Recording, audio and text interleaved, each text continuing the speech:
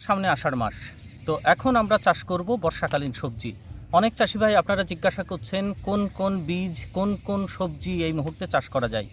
আজকের ভিডিওতে আপনাদেরকে জানাবো কিছু লেটেস্ট জাত, অর্থাৎ এই বর্ষাতে আপনি যে সমস্ত সবজিগুলো করবেন তার সঠিক বীজটা। দেখুন, বীজ নির্বাচন একটা খুব গুরুত্বপূর্ণ বিষয়, কারণ আপনি সময়টা যদি সময় না করেন তাহলে কিন্তু আমাদের ব্যর্থতা নিয়ে ঘরে ফিরতে হবে। আর আষাঢ় মাসের পরেই কিন্তু টোটাল বর্ষা, পুরো বর্ষার ভিতরে আমাদের সবজিগুলো পড়বে। তাহলে নিশ্চয়ই আমাদের বর্ষাকালীন যে সমস্ত জাতগুলো আছে সেগুলো আমাদের নির্ণয় করতে হবে, মানে সিলেক্ট করতে হবে। তারপরে আমরা জমিতে বীজ বসাবো এবং দীর্ঘ সময় ধরে ফসল নেব। আজকে যে বীজগুলো আজকে আপনাদের দেখাবো, যেগুলো আমি চাষ করব, আমি ন্যূনতম 4টে সবজি এখানে করব। আপনাদেরও বলবো আপনার 4 থেকে 5টা ধরনের সবজি সিলেক্ট করুন, 5 ধরনের সবজি করুন, অল্প অল্প করে ভাগ করে, কিছু বেশি কিছু কম, যেন দীর্ঘ সময় ধরে আপনাদের হারভেস্ট করতে পারেন এবং অনেক দিন এই ফসল থেকে আপনারা টাকাটা ঘরে তুলতে পারেন। আসুন সেই সমস্ত বীজের কথাই বলি। এই বর্ষাকালে প্রথম দিকে এমন কিছু সবজি আপনারা নির্বাচন করুন যেগুলো কিছু স্বল্পমেয়াদী এবং কিছু দীর্ঘমেয়াদী। প্রথমে আপনাদেরকে কিছু স্বল্পমেয়াদী ফসলের কথা জানাবো। দেখুন, এই যে সামনে বর্ষাকাল আসছে, এটা তো জ্যৈষ্ঠ মাসের শেষের দিকে যাচ্ছে। প্রত্যেক বছর যারা আমার ভিডিও দেখেন তারা নিশ্চয়ই জানেন আমি প্রত্যেক বছর সবথেকে বেশি পরিমাণে যে চাষটা করি, পছন্দ করি, সেটা হচ্ছে ফুলকপি। কারণ ফুলকপি থেকে একটা সময়, মানে খুব অল্প সময়ের ভিতরে প্রচুর টাকা কিন্তু ঘরে তোলা যায়। এক এক বিঘাতে এমন একটা বছর গেছে ন্যূনতম আপনার 80 থেকে 1,20,000 ভিতরে কিন্তু প্রত্যেক বছর থাকে। কিন্তু এই যে ফুলকপি চাষের কথা যখন বলা হচ্ছে, 1 নম্বরেই রাখলাম, কারণ এখানে কিন্তু বর্ষাকালীন সঠিক বীজটা আপনারা নির্বাচন করবেন। এবং শুধুমাত্র এই ভিডিওতে 2টো জাতের কথা বলবো যেটাতে কোনো রিস্ক নেই। প্রত্যেক বছর আমি এটা করি, আপনারা যারা আমার ভিডিও দেখেন তারা নিশ্চয়ই বুঝতে পারছেন কোন বীজের কথা বলছি। 1 নম্বর যেটার কথা বলবো সেটা হচ্ছে মনসুন কুইন, সিনজেন্টার কোম্পানি। এখনও পর্যন্ত আমাদের পশ্চিমবঙ্গের মাটিতে সবথেকে বেশি সফলভাবে যেটা চাষ হয় সেটা হচ্ছে মনসুন কুইন।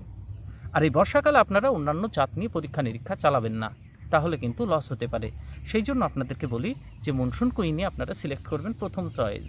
আর 2 নম্বর যেটা সঙ্গে থাকে সেটাও দারুণ কপি, সুন্দর কপি হয়, সেটা হচ্ছে কার্ড। যেটা হয় সেটা সাদা হয় এবং খুব টাইট হয়, ওজনটা ভালো হয় এবং রোগ প্রতিরোধের সঙ্গে লড়তে পারে। এই যে রোগ প্রতিরোধের কথা বলা হচ্ছে, এই সময় এমন বীজই নির্বাচন করবেন যেগুলো অতিরিক্ত বর্ষা সহ্য করতে পারে। তাহলে আপনাদের মনসুন কুইনের কথা বলেছি। 2 নম্বর সেটা হচ্ছে শ্রীরামের 456। এর বাইরে আমি বলবো পশ্চিমবঙ্গের মাটিতে না যাওয়াই বেটার এই মুহূর্তের জন্য। তাহলে 456 বীজ আপনারা এর আগেও দেখেছেন, 456 456 শ্রীরাম কোম্পানির, এটা দেখতে পারেন। আপনারা সবাই এই বীজটা এর আগের বারও প্রচুর চাষি ভাই করেছেন, আপনারা জানেন এটা কত সুন্দর হয়। আর একটু লেটে যদি করা যায় তাহলে এটা 1 কেজি 1 কেজি 200 পর্যন্ত কিন্তু এর ওজনটা আসে। খুব সাদা হয় আর ভীষণ টাইট হয় আর ওজনদার কফি। আর মনসুন কুইন যেটা হয় রোগ প্রতিরোধ সক্ষম। আর এই গরমের ভিতরে যদি করা যায় সামান্য ওপরেরটা হলুদ ভাবটা কম হয়, কিন্তু ফুলকপির সাইজ কিন্তু বড় হয়। 400 থেকে 500 এভারেজ সাইজ আপনি পাবেন। আর বর্ষার শেষের দিকে যদি করেন তাহলে আপনি সেটা 1 কেজি পর্যন্ত পৌঁছায়। আর মনসুন কুইন যে জাতটা সেটা আপনি ফেলতে পারেন মোটামুটি এই যে জ্যৈষ্ঠ মাসের শেষ থেকে স্টার্ট করে আপনি পুরো একেবারে ভাদ্র মাস পর্যন্ত ওর বীজটা কিন্তু নার্সারি করতে পারেন। হালকা শীতের ভিতরেও ওটা কিন্তু খুব সুন্দর হয়, এটাও সুন্দর হয়। তো এই ফুলকপি জাত আপনাদেরকে বললাম, এই 2টো জাত নিশ্চিন্তে করতে পারেন সবথেকে লাভজনক ফসল। এই ভিডিওতে আপনাদের একই সঙ্গে বলে দিই কোন জমিতে কোন ফসলটা করবেন। ফুলকপির ক্ষেত্রে আপনারা বেলে দোআঁশ মাটিকে নির্বাচন করবেন। এঁটেল মাটিতে বর্ষাকালে আপনারা এড়িয়ে যাবেন। বেলে দোআঁশ মাটি সব থেকে বেটার হয়। বেলে মাটিতে হবে কোনো সমস্যা নেই, বেলে দোআঁশে আপনি নির্বাচন করতে পারবেন। কিন্তু ড্রেনেজ ব্যবস্থা, জল নিকাশি ব্যবস্থা সব থেকে ভালোভাবে করতে হবে। উঁচু টাইপের বেড আপনি যত ভালোভাবে করতে পারবেন আপনার ফসল কিন্তু তত ভালো হবে। আর মাটিতে একবারে মাটি তৈরির সময় সুন্দর সার ব্যবস্থাপনা করবেন। আপনারা যারা নতুন চাষ করবেন তারা গতবারের ভিডিওগুলো দেখতে পারেন। বেশাল ডোজ, ফুলকপির বেশাল ডোজ বলে ভিডিও দেওয়া আছে। কোন কোন সার দিলে সব থেকে ভালো ফল পাওয়া যায় সেটা কিন্তু আপনারা দেখে অভিজ্ঞতা নিতে পারেন। আর এরপরে যখন মাটি তৈরি করব অবশ্যই আপনাদেরকে জানাবো। তাহলে 1-এ রাখলাম ফুলকপি স্বল্প মেয়াদির ভিতরে। 2 নম্বর যে ফসলটা করতে পারেন এই বর্ষার ভিতরে ফুলকপির তুলনায় কিন্তু কম পরিমাণে করতে হবে, সেটা হচ্ছে এই যে বাঁধাকপি। তো বাঁধাকপি এই মুহূর্তে এই গরমে জ্যৈষ্ঠ মাসের, আষাঢ় মাসে, শ্রাবণ মাস পর্যন্ত যেটা বীজ ফেলতে পারেন সেটা হচ্ছে NS43 নামধারী। যেটা বলি নামধারী বললে সবাই চেনে, এই NS43 আপনারা বাঁধাকপিটা করতে পারেন। বহু পুরনো জাত এবং সফলভাবে কিন্তু এখানে চাষ হয়ে আসে। আর তার সঙ্গে এই মুহূর্তে এই আবহাওয়ার যেটা, সেটা হচ্ছে পান কোম্পানির আভা 1191। এই দেখুন 1191, আর এটা হচ্ছে NS43 জ্যৈষ্ঠ আষাঢ় মাসের বেটার দুটো বীজ। আর এর সঙ্গে একটা সুপার হেলমেট গতবারের কথা বলেছিলাম, তো এই বছর সুপার হেলমেটটা আপাতত বন্ধ আছে, এখনও পর্যন্ত কোম্পানি স্টক ছাড়েনি, সেই কারণে এই দুটো বীজের কথাই আপনাদেরকে বলবো। আর একটু লেটে যারা করতে চান তারা এই যে রয়্যাল ক্রস প্লাস বলে যেটা পাওয়া যায় সেমিনাস কোম্পানির, এটা করতে পারেন। এই তিনটে বাঁধাকপির কথা বললাম, আর এই দুটো ফুলকপির কথা বললাম। একটা হচ্ছে সিনজেন্টার বুনসন কুইন, ওইটা তো 1522, এটা করবেন না, সময় চলে গেছে। আর একটা হচ্ছে শ্রীরামের 456। তারপরে চলে আসবো কিছু দীর্ঘমেয়াদী ফসলের কথা, যেটা অনেক দিন পর্যন্ত আপনি এর থেকে টাকা ঘরে তুলতে পারেন। প্রথম দুদিন আগে আপনাদের পরপর দুটো ভিডিও দিয়েছি জমি তৈরির কথা আর বীজ নির্বাচনের, সেটা হচ্ছে করলা। দেখুন বর্ষাকালে করলার এত ডিমান্ড থাকে, 100 টাকা পর্যন্ত প্রতি কিলোর দাম উঠে যায়। এবার ন্যূনতম আপনার 50, 60, 70, 80 এর ভিতরে কিন্তু থাকেই, তাহলে 50 থেকে 100-র ভিতরে ঘোরাফেরা করে। আর এই সময় করলা চাষ করাটা নিরাপদ, যদি কিনা আপনি বেলে মাটি চয়েস করেন অথবা বেলে দোআঁশ মাটি চয়েস করেন, আর একটু উঁচু বেড করে জল নিকাশি ব্যবস্থা ভালো রাখেন, মালচিং পাতবেন, সব থেকে সেফ হবে। জমি তৈরির ভিডিওটা আপনারা একটু ব্যাকে গিয়ে সেটা দেখতে পারেন। আর বীজ নির্বাচনে ভিডিও দিয়ে দিয়েছি, তবু আপনাদের বলি এই যে করলাটা কোন বীজ করবেন এখন জানাই। আর তার আগে বলে দিই, এটা মোটামুটি আপনি 5 মাস পর্যন্ত হারভেস্ট করতে পারবেন, শীতের আগ পর্যন্ত হারভেস্ট হবে, যদি কিনা আপনি গাছটাকে টিকিয়ে রাখতে পারেন, ভালো মাটি, ভালো সার ব্যবস্থা করতে পারেন, ভালো মাচা ব্যবস্থা করতে পারেন। তাহলে এখানে খুব তাড়াতাড়ি আপনাদের জাতের কথা বলবো। আর সেই জাতগুলো কেমন বৈশিষ্ট্য, একটু ব্যাকে গেলে আপনারা সেই জাতগুলোর ছবি পর্যন্ত দেওয়া আছে, আমি যেটা করেছিলাম তার রেজাল্ট কেমন, সব জমি থেকে সরাসরি আপনাদের দেখানো আছে। তো সেই জাতগুলো এক এক করে আপনাদেরকে দেখাই। সেটা হচ্ছে পাখি F1, ইস্ট ওয়েস্ট কোম্পানির পাখি, খুব সুন্দর জাত, এত সুন্দর শেপ আর এত সুন্দর কালার হয়। 2 নম্বর হচ্ছে বচ্চন কোম্পানির 208, কোকড়া প্রতিরোধী, একই রকম দেখতে এবং খুব লং লাস্টিংয়ের একটা গাছ বচ্চন 208। আর এই পাখি প্রত্যেকটা বীজ ভালো, প্রত্যেকটা আমি চাষ করেছি, তার রেজাল্টের ভিত্তিতে আপনাদের বলছি। আর একটা হচ্ছে 333, কোকড়া লাগে না এবং খুব সুন্দর কাঁটাযুক্ত, এরকম ছোট ছোট। আর একটা হচ্ছে একটু বড় সাইজের, আপনারা যারা চাইছেন এই রকম হাতের এই তালুর মতো, সেটা হচ্ছে রপ্তার, একদম খুব শক্তপোক্ত গাছ, কোকড়া লাগে না। এই রপ্তার আর 333 মিক্স করে লাগিয়েছিলাম, আপনারা সেটা দেখেছেন। তাহলে 4টে উচ্ছে বা করলার কথা বললাম। একটু বড় সাইজের যারা চাইছেন, খুব সুন্দর দেখতে, সেটা হচ্ছে রপ্তার, আর একটা হচ্ছে 333, আর একটা হচ্ছে বচ্চন 208, আর একটা হচ্ছে সেটা হচ্ছে পাখি। এই 4টে করলা আপনারা করুন, 4টেই কিন্তু কোকড়া প্রতিরোধী এবং খুব সুন্দর ফসল, দীর্ঘমেয়াদী। এই করলা 4টে আপনারা বেলে দোআঁশ মাটিতে কিন্তু নির্বাচন করবেন, ভালো রেজাল্ট পাবেন। আর একটা দীর্ঘমেয়াদী ফসল, সেটা আপনাদেরকে বলবো, এটাও 4 থেকে 5 মাস পর্যন্ত আপনি কিন্তু হারভেস্ট করতে পারবেন, শীতের আগ পর্যন্ত। সেটা হচ্ছে ভেন্ডি। গত বছর খেয়াল করে দেখবেন 20, 25, 30 এইভাবে চলছিলই।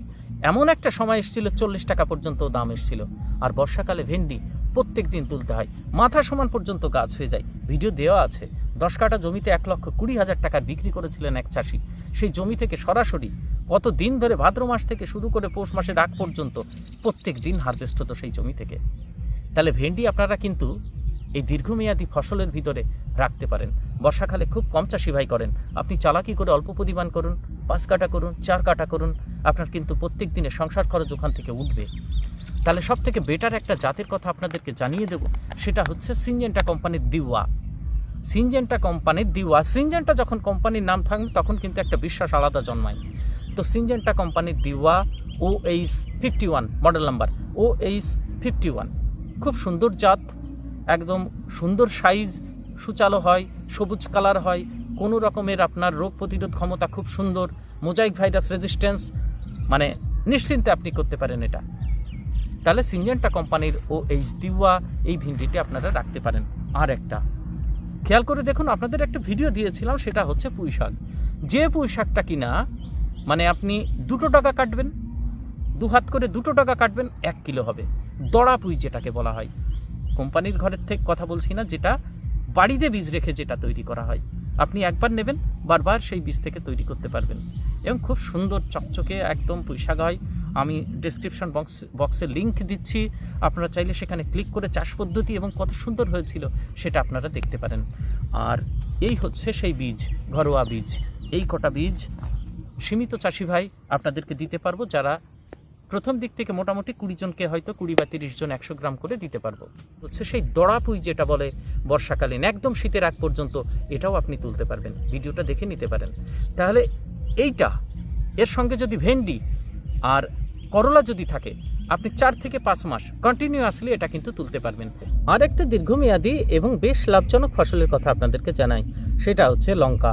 অনেক চাষি ভাই প্রত্যেক বর্ষাতে আপনারা কিন্তু লঙ্কা বসান, আর লঙ্কা বসার সময় হচ্ছে ঠিক এই সময় জ্যৈষ্ঠ মাসের মাঝামাঝি থেকে স্টার্ট হয়, আর ওইদিকে আষাঢ় মাসের 15 তারিখ পর্যন্ত এই বর্ষাকালীন লঙ্কাটা বসানো হয়। বর্ষার শেষে গিয়ে হারভেস্ট শুরু হয়, আর ঠিক সেই সময় বাজারে কিন্তু দাম থাকে 80 টাকা, 90 টাকা, ধীরে ধীরে কমতে থাকে 50 টাকা, 60 টাকা, 30 টাকা পর্যন্ত দামটা কিন্তু আপনি পাবেনই। আর এই যে লঙ্কাটা আপনাদেরকে দেখাচ্ছি, এটা হচ্ছে বাংলা লঙ্কা। আমাদের এদিকে সব থেকে বেশি এই চাষটা হয়, কারণ এর রোগ প্রতিরোধ ক্ষমতা দারুণ। গাছটা বড় হতে থাকে, বড় হতে হতে যখন 1 হাত মতো সাইজ হয়, ঠিক তখন একবার মাত্র কোঁকড়া লাগে, সামান্য কোঁকড়া লাগে কিছু গাছে।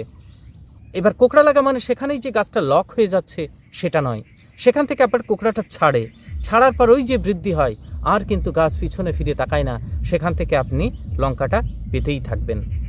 যেটাকে দেশি লঙ্কা বলে, প্রচুর পরিমাণে ঝাল হয় বাংলা লঙ্কা। এটারও ঠিক একবার আপনি যদি কিছু পরিমাণ করতে পারেন, বছরের পর বছর আপনি নিজে হাতে বীজগুলো সিলেক্ট করে বীজ রাখতে পারেন, সেখান থেকে আপনি নিজে কিন্তু চাষ করতে পারেন। এই বর্ষাকালটাকে টার্গেট করুন আপনি, সব থেকে বেশি যেন আমি লাভ তুলতে পারি ঘরে, এই টার্গেটে আগান। আর চাষের প্রতি ভালোবাসা রাখুন, প্রতিনিয়ত পর্যবেক্ষণে রাখুন। আজ দিচ্ছি কাল দিচ্ছি ওষুধ সার এইরকম করবেন না, তাহলে কিন্তু ভালো রেজাল্ট পাবেন। তো এই যে ঘরোয়া বীজটা, এই বীজটা আপনি একবার অল্প একটু যদি চাষ করেন, প্রতি বছর আপনাকে আর এই বীজের জন্য মানে কোম্পানির কাছে আপনার চাইতে হবে না। মানে কোম্পানির যে বীজ নেন, আমি নিশ্চিন্তে বলতে পারি এই যে দড়া পুঁই, সেটা কোম্পানির ভালো হয় না।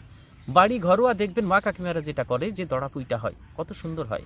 আর ভিডিওটা আপনি দেখে নেন, তাহলে আপনি কোয়ালিটিটা বুঝতে পারবেন, কোয়ালিটি কেমন হয় সেটা বুঝতে পারবেন।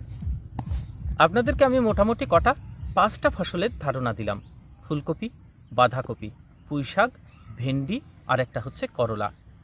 এর বাইরে আমার মনে হয় বর্ষাকালে যে চাষটাই করতে যাবেন সেটা বেশি রিস্ক হয়। আর ফুলকপি বাঁধাকপির ভিতরে ফুলকপিটা কম রিস্ক, বাঁধাকপিটা একটু বেশি রিস্ক। আর করলার ভিতরে মাটি বেড যদি উঁচু করতে পারেন, খুব সুন্দর লতায় জ্যৈষ্ঠ মাসের শেষের দিক বা আষাঢ়ে প্রথমে যদি বীজ বসান, তাহলে সেক্ষেত্রে কোঁকড়ার পরিমাণটা খুব কম লাগে। আর আপনি প্রথম দিকে যদি ওই ভাইরাসের ওষুধ, নিমতেল, সাদামাছি, মাকড়, থ্রিপস এ কটা আপনি যদি টুকটুক করে নিয়ন্ত্রণ করতে পারেন, মাথায় রাখবেন মাচাতে উঠে যাওয়ার পর তারপরে কিন্তু কোঁকড়াটা স্টার্ট হয়। ছোটোবেলাতে তখন 1 হাত 1.5 হাত হয়, সেইখান থেকে স্টার্ট হয়, আর মাচাতে ওঠার পর স্টার্ট হয়। ওই যে সময়টা 15 থেকে 20 দিন, ওই সময় সব থেকে বেশি নজর দেবেন। তারপরে যখন ছড়ানো শুরু করে দেবে, তারপরে আপনারা কিন্তু চিন্তা থাকবে না, মাঝে মাঝে ওষুধ দিলেই আপনার হবে। আর একটা জিনিস আমি খেয়াল করে দেখেছি, যদি আপনি অল্প একটু ওপরে শেড দিয়ে বিনস একটু করে দেখতে পারেন, কারণ আমরা যখন ফুলকপি বাজারে বিক্রি করতে যাই, বাঁধাকপিটা বিক্রি করতে যাই বর্ষাকালে, ঠিক সেই সময় বিনসের কিলো 150 টাকা থাকে, 150 টাকা, 160 টাকা করে কিলো থাকে। তো অল্প পরিমাণে আপনারা কিন্তু বিনস করতে পারেন, ধরুন 1 কাটা বা হাফ কাটা, আমি বেশি করতে বলবো না, কারণ বর্ষাকালে মোজাইক ভাইরাসের আক্রমণ বেশি হয়। তারপরে শিকড়ে যদি জল অতিরিক্ত বৃষ্টি পায়, শিকড় নষ্ট হয়, সেক্ষেত্রে কিন্তু আপনি এটা সফল হতে পারবেন না। তো আপনার যদি কৌতূহল থেকে অল্প একটু আপনি করে নিতে পারেন। আর একটা হচ্ছে ধনেপাতা, স্বল্প মেয়াদির জন্য। এই দুটো ফসল স্বল্প মেয়াদিতে আপনাদের বললাম, ওপরে কিন্তু শেডের ব্যবস্থা আপনাদেরকে করতে হবে সেক্ষেত্রে। তো এই ছিল বীজ সংক্রান্ত বর্ষাকালীন কিছু তথ্য আপনাদের কাছে দিলাম। আপনারা গত বর্ষাতে যে যে সবজিগুলো করেছিলাম আপনারা দেখতে পারেন, চ্যানেলে প্রচুর ভিডিও দেওয়া আছে, সাবস্ক্রাইব করে রাখতে পারেন। পরে ভিডিওতে আবার দেখা হবে আপনাদের সঙ্গে, ভালো থাকবেন।